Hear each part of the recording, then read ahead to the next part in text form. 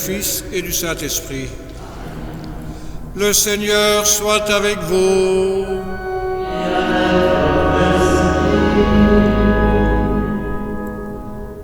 Au-delà de toute frontière, Jésus-Christ fait de nous ses témoins. Voilà un enseignement nouveau que le Seigneur montre aux témoins qui deviendront ses disciples. Puissions-nous, au cours de cette Eucharistie, frères et sœurs, l'écouter, prendre chez nous ce qu'il nous donne, ce qu'il nous montre, ce qu'il est, et reconnaissons que nous sommes pécheurs.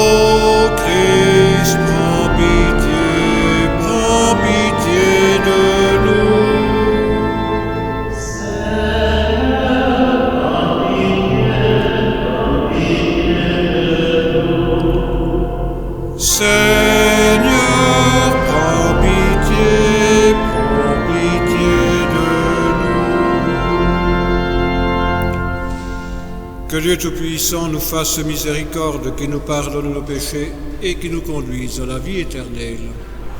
Et en Église, chantons et proclamons la gloire de notre Dieu.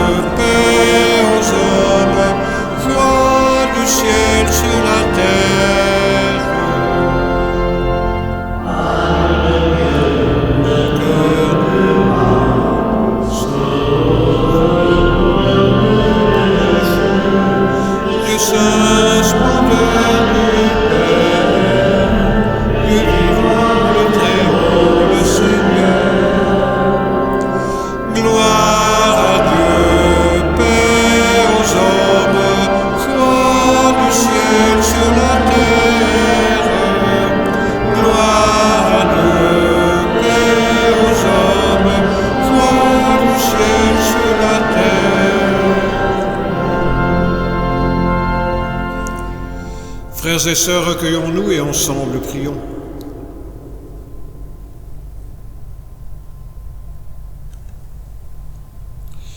Accorde-nous, Seigneur, de pouvoir t'adorer sans partage et d'avoir pour tout homme une vraie charité, Par Jésus-Christ ton Fils, notre Seigneur, notre frère et notre Dieu, qui vit et règne avec toi et le Saint-Esprit maintenant et pour les siècles des siècles.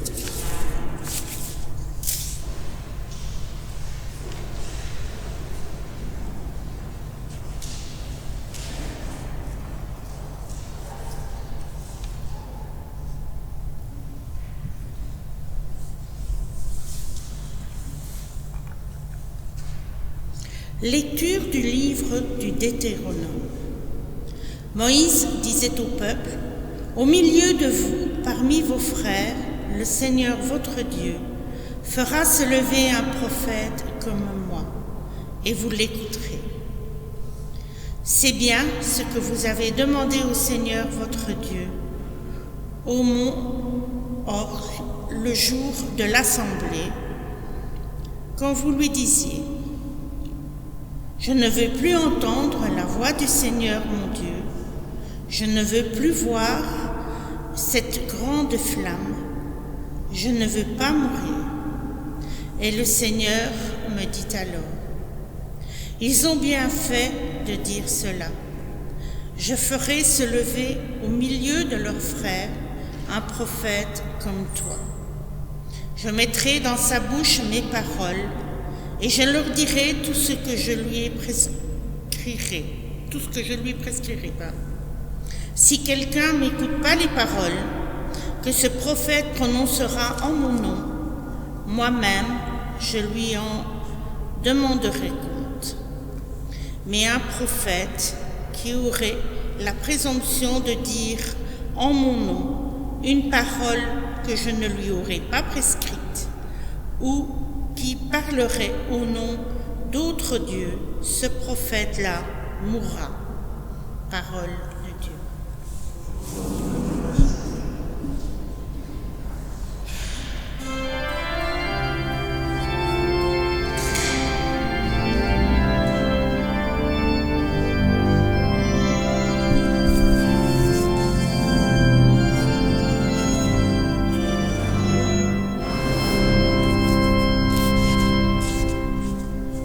Aujourd'hui,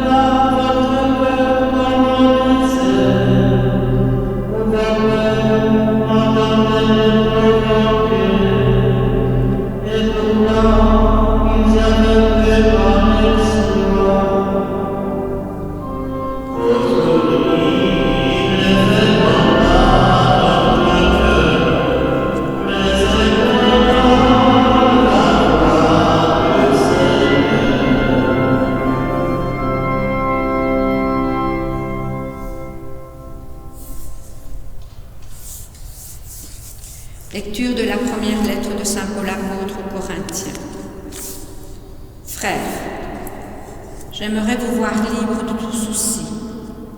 Celui qui n'est pas marié a le souci des affaires du Seigneur. Il cherche comment plaire au Seigneur.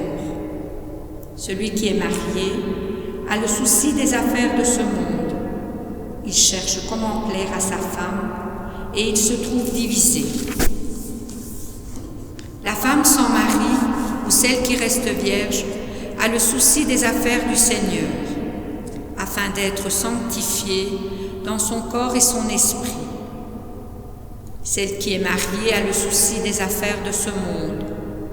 Elle cherche comment plaire à son mari. C'est dans votre intérêt que je dis cela. Ce n'est pas pour vous tendre un piège, mais pour vous proposer ce qui est bien, afin que vous soyez attachés au Seigneur sans partage. Parole du Seigneur.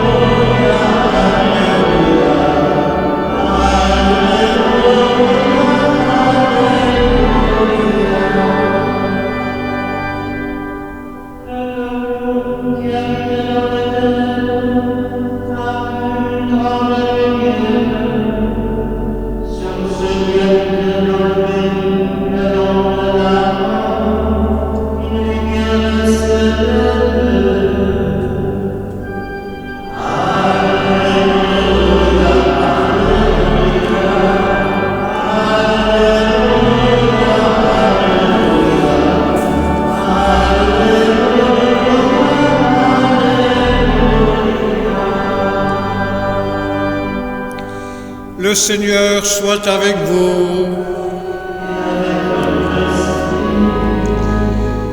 Évangile de Jésus-Christ selon saint Marc.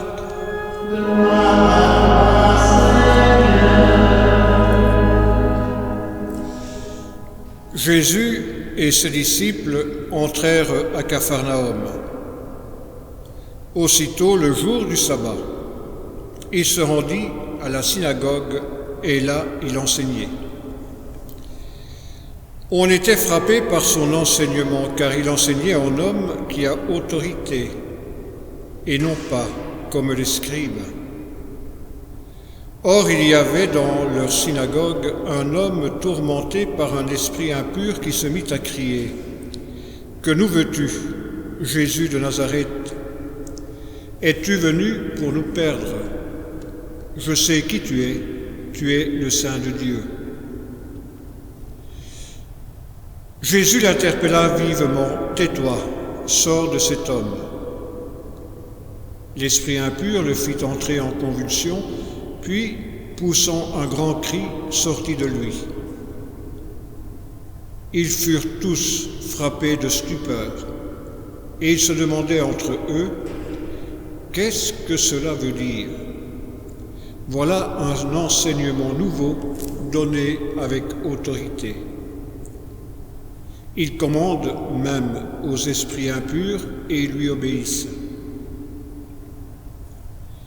Sa renommée se répandit aussitôt dans toute la région de la Galilée.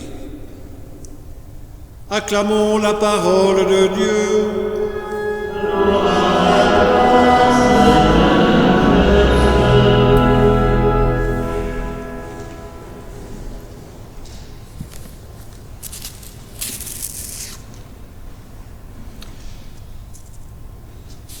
Frères et sœurs, il nous est peut-être bon d'entrer dans le mystère du Seigneur avec ce que l'apôtre Paul adresse aux chrétiens de Corinthe. Je vous conseille de relire ce petit passage de la lettre aux Corinthiens. mais la relire de façon intelligente, pas simplement en se disant « mais qu'est-ce qu'il nous veut encore ce Saint Paul, on ne comprend rien » et puis c'est un langage tellement sibyllin que, allez, on passe. Et pourtant, en y regardant de plus près, Saint Paul nous invite à la plus grande des attentions.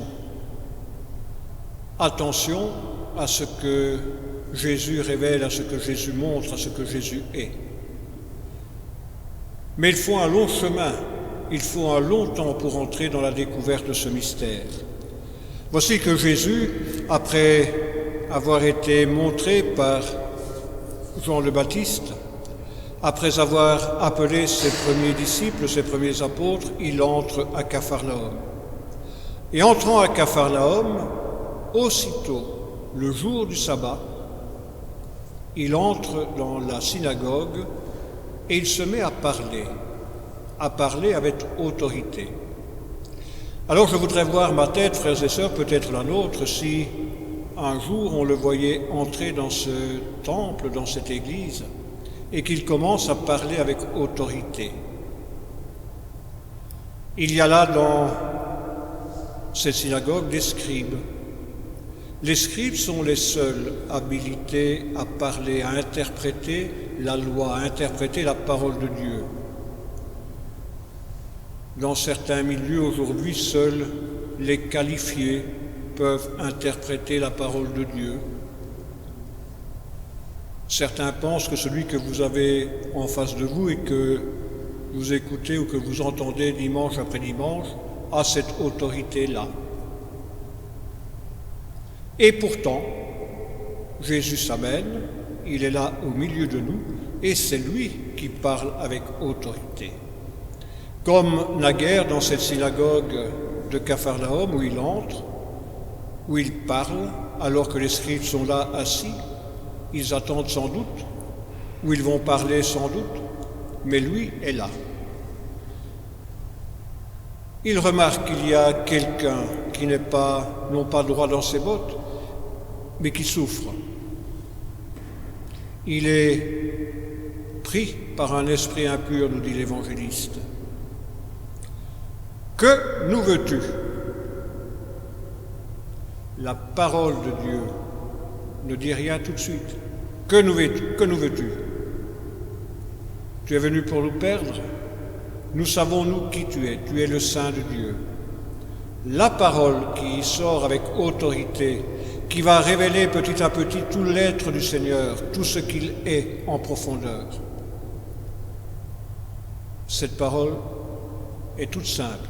Sors de cet homme, libère cet homme, sauve cet homme. Je suis là, Jésus, sauve cet homme qui est là devant lui. Et il part.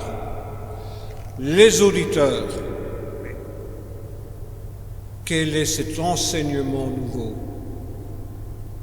Peut-être que s'ils sont habitués de la synagogue, ils se souviennent de ces textes qu'ils ont entendus naguère ou qu'ils entendent régulièrement. Ils se souviennent peut-être qu'ils appartiennent à un peuple qui est parti au désert, entraîné au désert par quelqu'un qui parlait ou qui les conduisait au nom de Dieu, au nom de Yahvé. Ils ont été libérés, non pas par Moïse, mais par l'action de Dieu à travers Moïse. Et lorsque Moïse va rencontrer le Seigneur dans l'Horeb, dans la montagne de toutes les paroles, dans la montagne de la révélation, de la parole qui sauve, le peuple qui est là, le peuple demande quelque chose.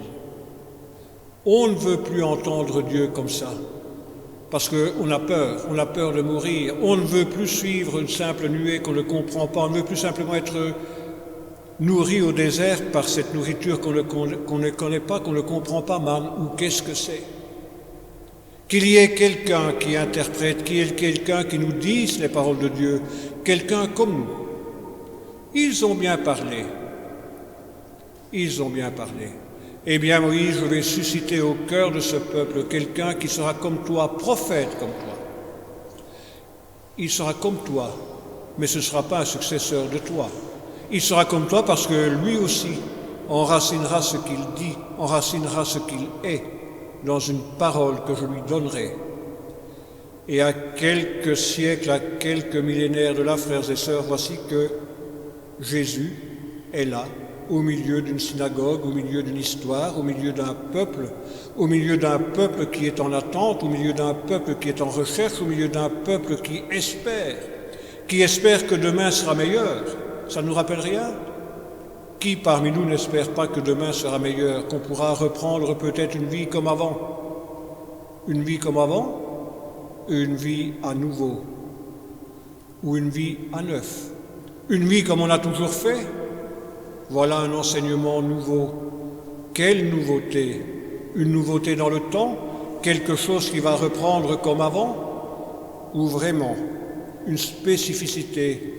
Quelque chose de neuf qui montre, qui révèle, qui nous donne, non pas le véritable sens de notre existence, mais qui nous donne ce qu'est notre existence, notre vie de tous les jours, ce qu'est notre relation entre nous et de moi à Dieu et de nous à Dieu.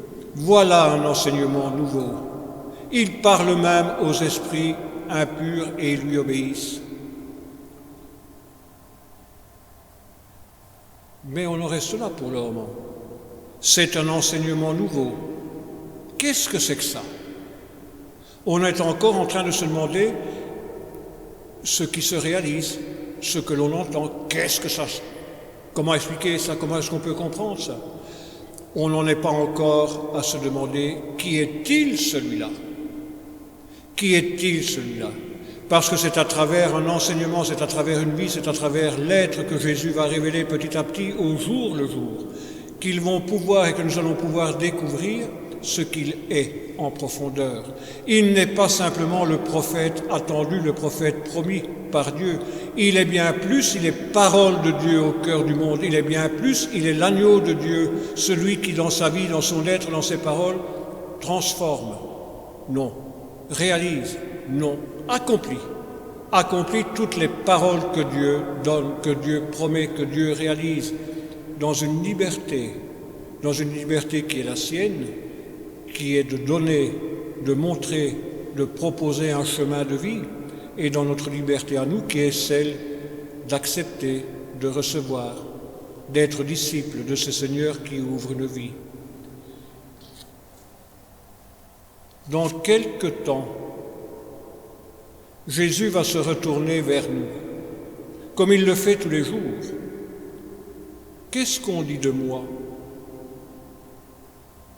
Il ne va plus demander, ou ne va pas demander, tiens, comment ceux que vous avez rencontrés parlent de l'enseignement que je leur donne, parlent des gestes que j'accomplis, parlent des signes que je montre.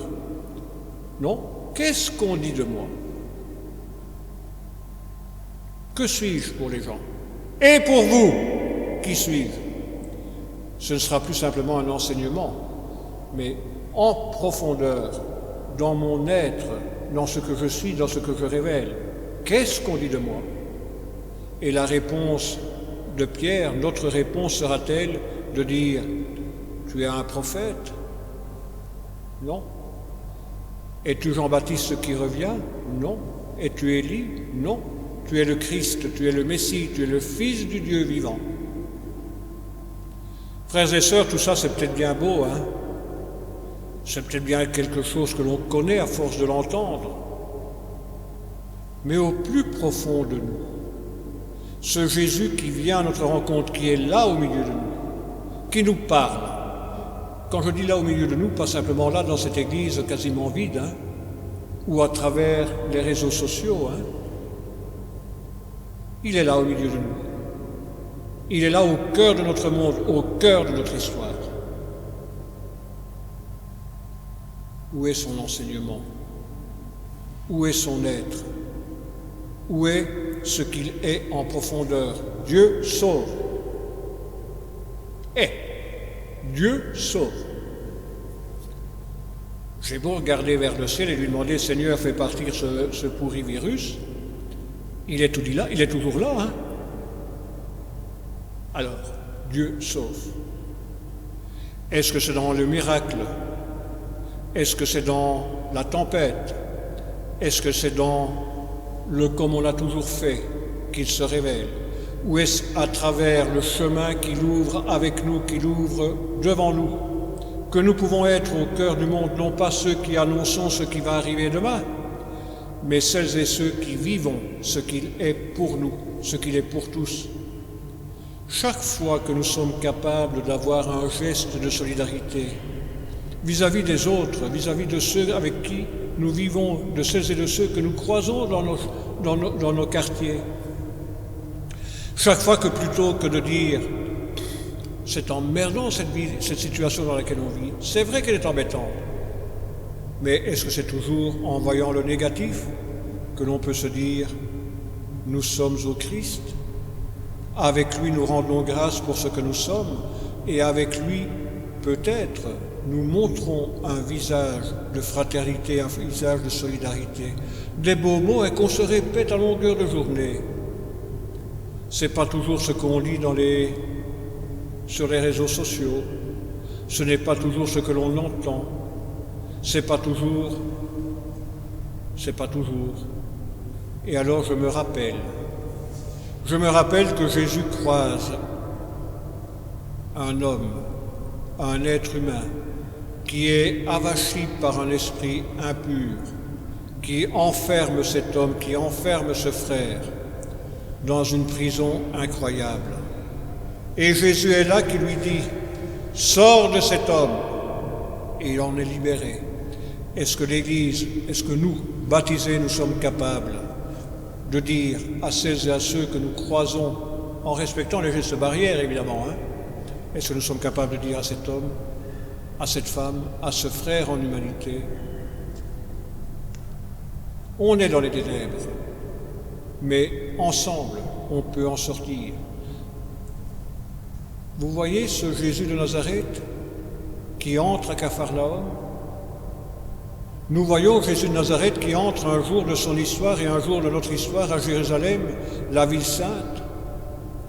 Il est acclamé par les foules et à quelque temps de là, les mêmes foules vont se réjouir sans doute de le voir crucifié. Tout est noir. Tout est noir.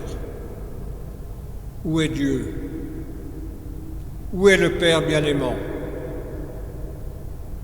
Il est absent ou il est au cœur de la vie que son Fils vit à ce moment-là? Il est au cœur de cet accomplissement, de cette parole d'amour, de cette parole qui libère, de cette parole qui relève, de cette parole qui met en route.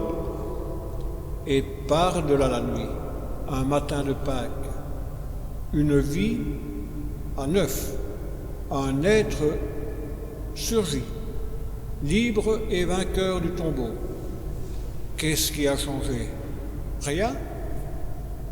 Sinon que des hommes et des femmes, à la suite de ce Christ ressuscité, à la suite de ce Christ qui est entré dans toutes les synagogues, qui est entré dans toutes nos vies, qui traverse toutes nos existences, eh bien, à la suite de ce Christ-là, un peuple de croyants rend gloire à Dieu en tendant une main, en étant témoin de cette nouveauté, de cet enseignement de ce Jésus de Nazareth qui est vraiment le Christ, qui nous montre un chemin. Nous relirons, pas en Saint Marc, mais avec d'autres paroles ou avec d'autres histoires chez Saint Marc, d'autres paraboles chez Marc. On entendra encore Jésus qui nous dit, comme en Saint Matthieu, on vous a dit, moi je vous dis. Cet enseignement nouveau, frères et sœurs, cet être que le Christ révèle et qui transfigure toutes les prisons que nous pouvons fabriquer autour de nous. Être heureux avec un masque, c'est possible. Être croyant au temps du Covid, c'est notre vocation. Être croyant au cœur de ce temps qui est le nôtre, au cœur de cette histoire qui est la nôtre, c'est l'appel que le Seigneur nous tend, nous adresse et nous montre au jour le jour, pour que toutes et tous aient la vie, et la vie en abondance. Amen.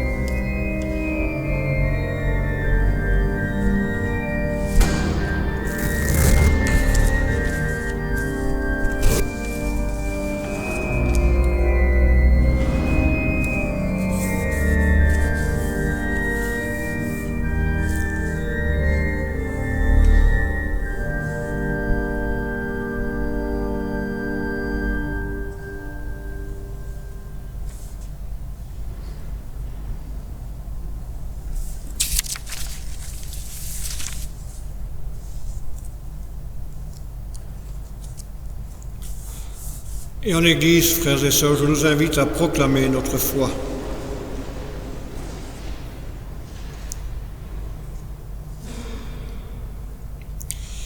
Je crois en Dieu, le Père Tout-Puissant, Créateur du ciel et de la terre, et en Jésus-Christ, son Fils unique, notre Seigneur, qui a été conçu du Saint-Esprit, est né de la Vierge Marie, a souffert sous Ponce Pilate, a été crucifié, est mort et a été enseveli, est descendu aux enfers, le troisième jour est ressuscité des morts, est monté aux cieux, est assis à la droite de Dieu le Père Tout-Puissant, d'où il viendra juger les vivants et les morts. Je crois en l'Esprit Saint, à la Sainte Église catholique, à la communion des saints, à la rémission des péchés, à la résurrection de la chair, à la vie éternelle. Amen. Frères et sœurs bien-aimés, sûrs de l'amour de Dieu pour ses enfants, confiants dans sa sollicitude, présentons-lui nos prières pour le monde, pour l'Église et pour nos frères et sœurs en humanité.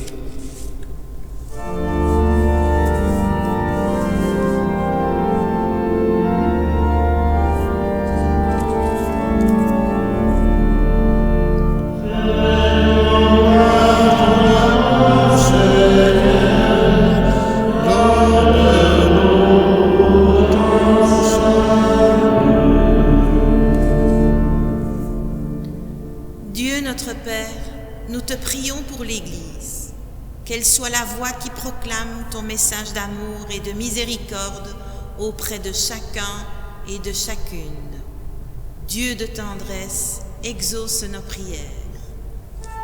Fais-nous voir ton amour, Seigneur, donne-nous ton salut.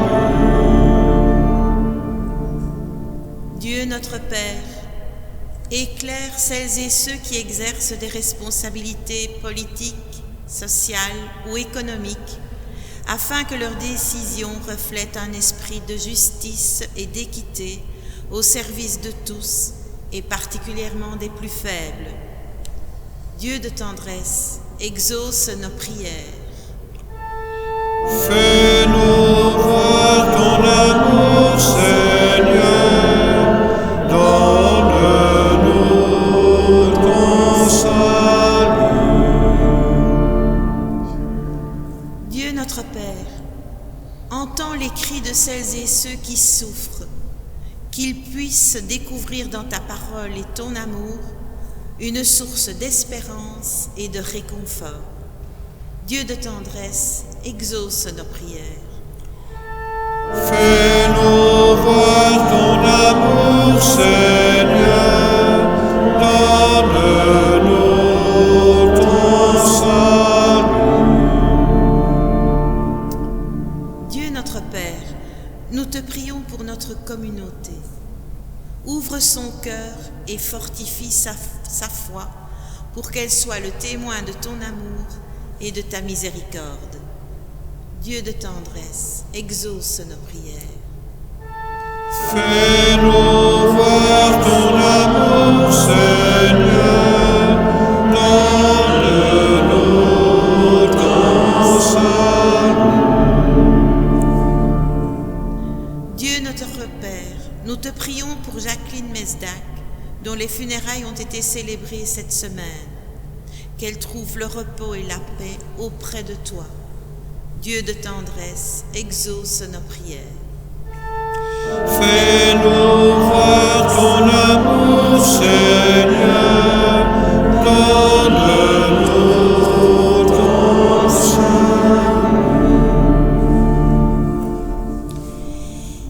Dieu de tendresse, d'un cœur confiant, nous nous tournons vers toi et nous te supplions d'entendre nos prières. Par Jésus le Christ, notre Seigneur. Amen.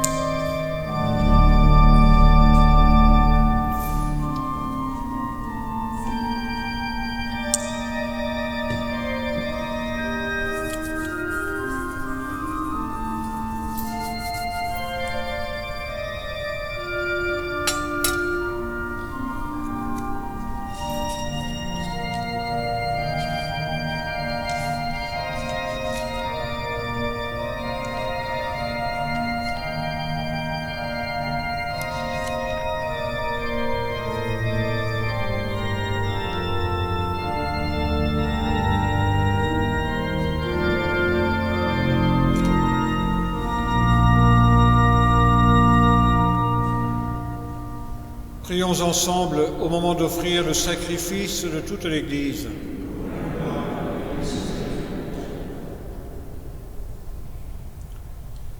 Pour te servir, Seigneur, nous déposons nos offrandes sur ton autel. Accueille-les avec indulgence pour qu'elles deviennent le sacrement de notre salut, par Jésus, ton Fils, notre Seigneur.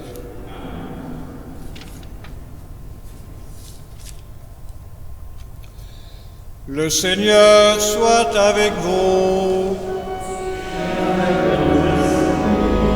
Élevons notre cœur. Rendons grâce au Seigneur notre Dieu.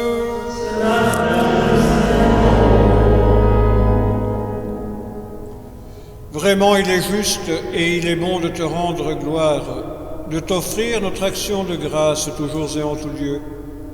À toi, Père très saint, Maître du ciel et de la terre, par notre Seigneur Jésus le Christ. Nous te rendons grâce, Dieu saint et fort, par ton Verbe tu as créé le monde, et par lui tu gouvernes toutes choses avec justice. C'est lui, Verbe fait chair, que tu nous as donné pour médiateur, lui qui nous a dit tes propres paroles et nous appelle à le suivre. Il est le chemin qui mène vers toi, il est la vérité qui rend libre, il est la vie qui comble de joie. Et c'est par lui, ton Fils bien-aimé, que tu rassembles en une seule famille des hommes et des femmes si divers, créés pour la gloire de ton nom, rachetés par le sang de la croix et marqués du sceau de ton esprit. C'est pourquoi, dès maintenant et pour l'éternité, nous célébrons ta gloire avec tous les anges du ciel, et dans la joie nous chantons et nous proclamons.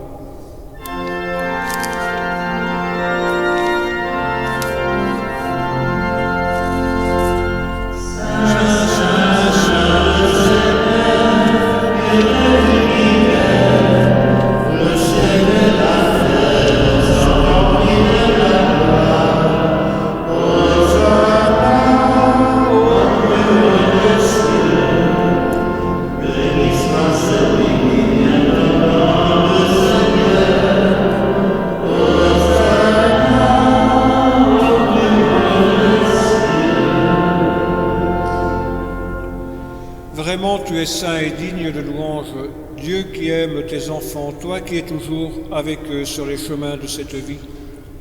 Vraiment, ton Fils Jésus est béni, lui qui se tient au milieu de nous quand nous sommes réunis en son nom. Comme autrefois pour ses disciples, il nous ouvre les Écritures et nous partage le pain. Maintenant donc, Père de toute grâce, nous t'en prions, envoie ton Esprit Saint, afin qu'il sanctifie nos offrandes, que ce pain et ce vin deviennent pour nous le corps et le sang du Christ, notre Seigneur. La veille de sa passion, la nuit de la dernière scène, il prit le pain. Il rendit grâce, il le rompit, et il le donna à ses disciples en disant : « Prenez et mangez-en tous, ceci est mon corps livré pour vous. »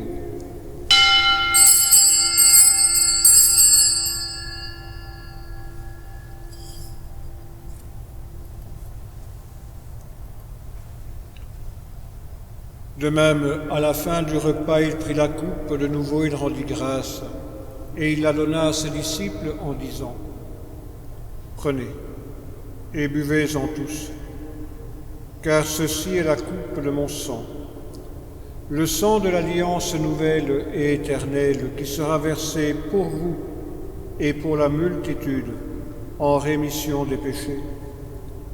Vous ferez cela en mémoire de moi. »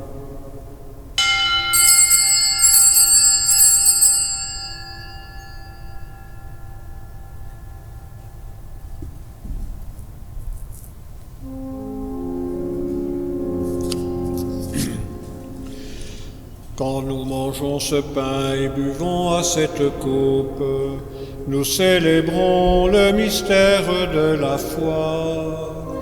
Nous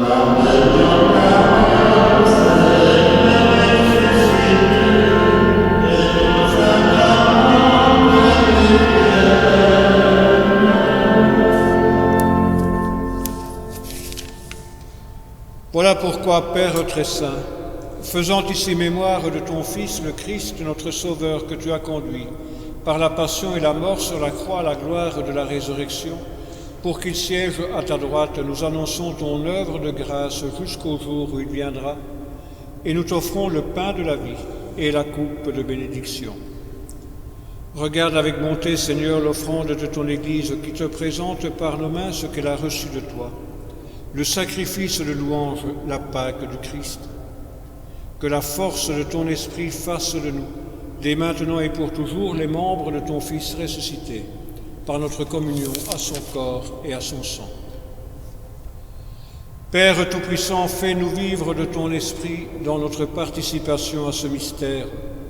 Renouvelle-nous à l'image de ton Fils et resserre les liens de notre unité avec le pape François et Guy, notre évêque, avec l'ensemble des évêques, les prêtres, les diacres et ton peuple répandu par tout l'univers. Donne à tous les membres de l'Église de savoir lire les signes des temps à la lumière de la foi et de se dépenser sans relâche au service de l'Évangile. Rends-nous attentifs aux besoins de tous, afin que, partageant leurs tristesses et leurs angoisses, leurs espérances et leurs joies, nous leur annoncions fidèlement la bonne nouvelle du salut et progressions avec eux sur le chemin de ton royaume. Souviens-toi de nos frères et de nos sœurs qui se sont endormis dans la paix du Christ et de tous les morts dont toi seul connais la foi.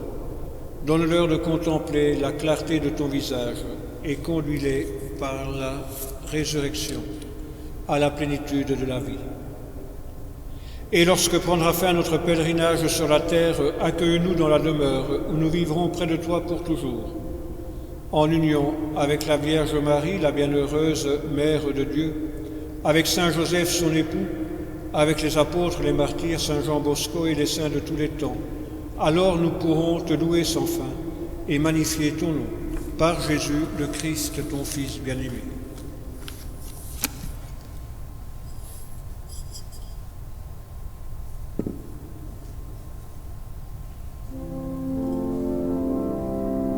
Par lui, avec lui, en lui. À toi, Dieu le Père Tout-Puissant, dans l'unité du Saint-Esprit. Tout honneur et toute gloire pour les siècles des siècles.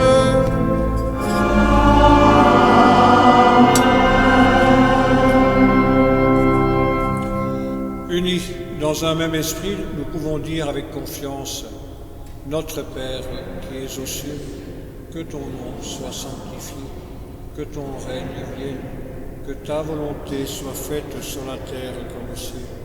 Donne-nous aujourd'hui notre pain de ce jour. Pardonne-nous nos offenses, comme nous pardonnons aussi à ceux qui nous ont offensés. Et ne nous laisse pas entrer en tentation, mais délivre-nous du mal. Délivre-nous de tout mal, Seigneur, et donne la paix à notre temps. Par ta miséricorde, libère-nous du péché, rassure-nous devant les épreuves. En cette vie où nous espérons le bonheur que tu promets et l'avènement de Jésus-Christ, notre Sauveur. Le règne, la puissance et la gloire pour les siècles des siècles. Seigneur Jésus-Christ, tu as dit à tes apôtres: je vous laisse la paix, je vous donne ma paix. Mais ce n'est pas à votre manière que je vous la donne. Ne regarde pas nos péchés, mais la foi de ton Église. Pour que ta volonté s'accomplisse, donne-lui toujours cette paix et conduis-la vers l'unité parfaite, toi qui règnes pour les siècles des siècles. Que la paix du Seigneur soit toujours avec vous. Et partageons un signe de paix et toujours en mode confiné.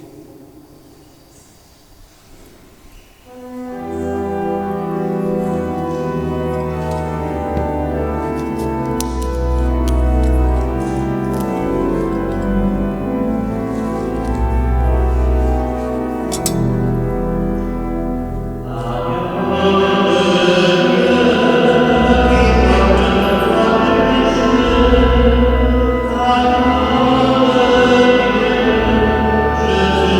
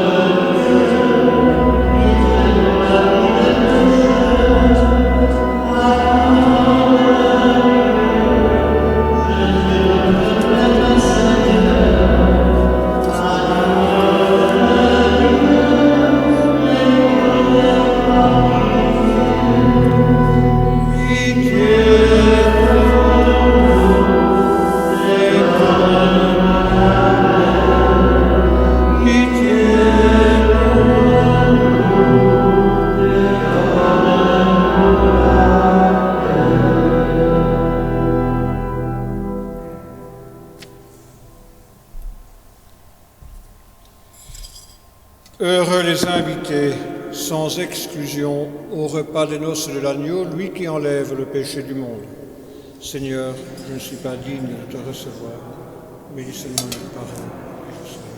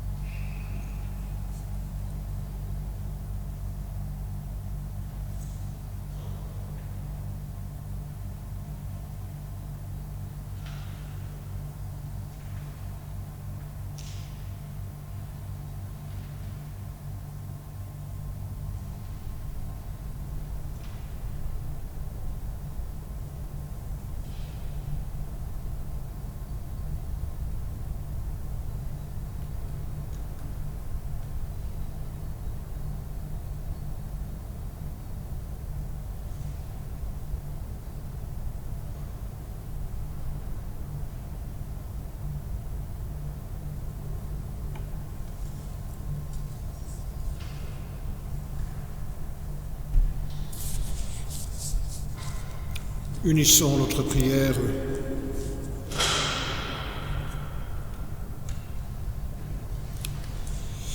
Nous avons été fortifiés, Seigneur, par le sacrement de notre rédemption. Permets que cet aliment de salut éternel nous fasse progresser dans la vraie foi. Par Jésus, ton Fils, notre Seigneur. Amen. Je vous souhaite un beau dimanche, une bonne semaine, et prenez bien soin de vous et de celles et de ceux que vous aimez ou de celles et de ceux que vous rencontrerez. Après la bénédiction, nous prierons avec Marie. Bon dimanche. Le Seigneur soit avec vous. Et que Dieu Tout-Puissant vous bénisse, le Père, le Fils et le Saint-Esprit.